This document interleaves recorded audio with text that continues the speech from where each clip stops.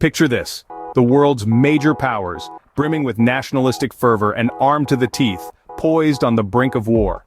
As the 20th century dawned, the global stage was set for a dramatic showdown. The world was a chessboard, with kings, queens, and pawns, the major players, each with their own ambitions and fears. On one side, the Allied and Central Powers of World War I, nations fueled by a potent cocktail of imperialism, militarism, and nationalism. On the other, the Allies and Axis of World War II, their motivations similarly complex and volatile. Tensions simmered beneath the surface, the stakes were high, and the world watched with bated breath as the chess pieces began to move. The fuse of conflict was lit, the countdown to war had begun. And so, in 1914, the world plunged headlong into what was then the deadliest conflict in human history: World War I. Scene script: World War I was like nothing the world had seen before. It was total, it was global, and it was devastating. The first global conflict in human history, known as the Great War, was marked by the unprecedented scale of destruction and death. The war was fought in trenches, a grim network of narrow, muddy ditches stretching from the English Channel to the Swiss border. The soldiers lived in these trenches under constant threat of artillery fire, enduring the horrors of disease and the ever-present fear of an enemy attack. The Great War was also the first to see the widespread use of new and terrifying technologies. Tanks, originally developed to break the stalemate of trench warfare, became a symbol of military power. Poison gas, introduced by the Germans and later used by all sides, added a new layer of horror to the battlefield. Airplanes, still in their infancy, were used for reconnaissance, and later for bombing, changing the nature of warfare forever. The cost of the war was staggering. By its end, over 9 million soldiers had lost their lives, and countless civilians had been killed or displaced. The face of Europe was irrevocably changed, with empires toppled and new nations born from their ashes. In November 1918, an armistice was signed, effectively ending the hostilities. The following year, the Treaty of Versailles was signed. The treaty was intended to ensure a lasting peace by punishing Germany and setting up the League of Nations. However, its harsh terms and the resentment it caused would lay the groundwork for another, even more devastating conflict. The war to end all wars ended in 1918, but its effects were far from over. The world was about to change in ways no one could have imagined. The world tried to heal, to rebuild, but the seeds of another conflict were already sown. The echo of the Great War's final shot had barely faded when the world found itself grappling with the colossal task of healing and rebuilding. The Treaty of Versailles, signed in 1919, ended the war but left Europe economically and politically unstable. The war-ravaged nations were burdened with heavy reparations, leading to widespread resentment, particularly in Germany. This resentment served as fertile ground for the rise of fascism, a political ideology that thrived on nationalism and dictatorial power. Germany, deeply scarred by the war and the harsh terms of the treaty, saw the rise of Adolf Hitler and his Nazi Party. Hitler's charismatic oratory and promises of restoring Germany's lost pride resonated with the German people, leading to his appointment as Chancellor in 1933. Meanwhile, in Italy, Benito Mussolini had already established a fascist regime in the early 20s. He capitalized on Italy's post-war social unrest and economic depression, promising stability and strength through autocratic rule. While fascism was gaining ground in Germany and Italy, the rest of the world was grappling with another crisis: the Great Depression. The economic downturn of the 30s left millions jobless, and deepened the sense of disillusionment and fear, further fueling the rise of extremism.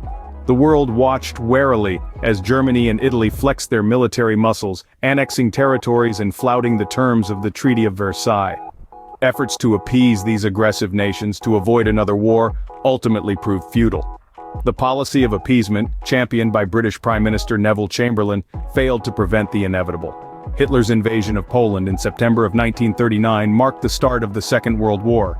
The seeds sown in the aftermath of the First World War had sprouted into a conflict that would eclipse the horrors of its predecessor. By 1939, the world was on the brink once again. This time, the conflict would be even more devastating.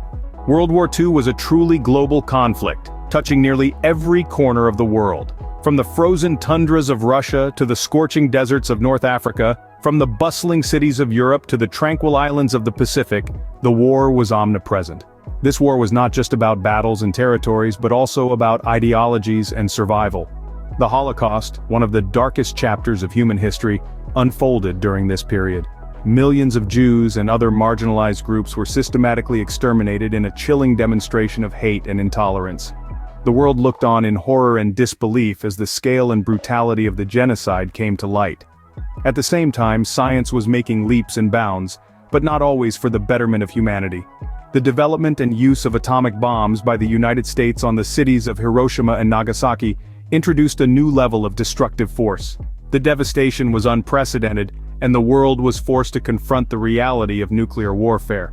In the midst of this global conflict, however, seeds of hope were being sown. The formation of the United Nations in 1945 marked a significant step towards international cooperation and peace.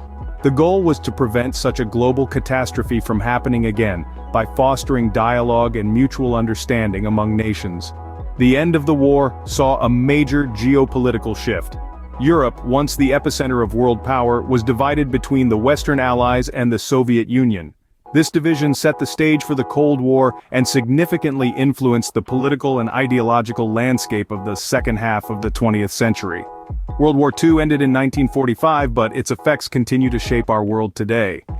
The lessons learned from this global conflict serve as a stark reminder of the cost of war, the power of cooperation, and the resilience of the human spirit. The world wars reshaped the world, setting the stage for the geopolitical landscape of the 20th and 21st centuries. The aftermath of these colossal conflicts instigated a seismic shift in global power structures, transforming the world map in ways that continue to affect us today. Firstly, let's consider the decolonization of Africa and Asia. Following World War II, the European powers were left devastated and financially drained. This weakened state accelerated the process of decolonization, as they could no longer maintain control over their vast overseas empires. Countries such as India, Algeria, and Kenya emerged from the shadows of colonial rule, claiming their independence and establishing their own national identities.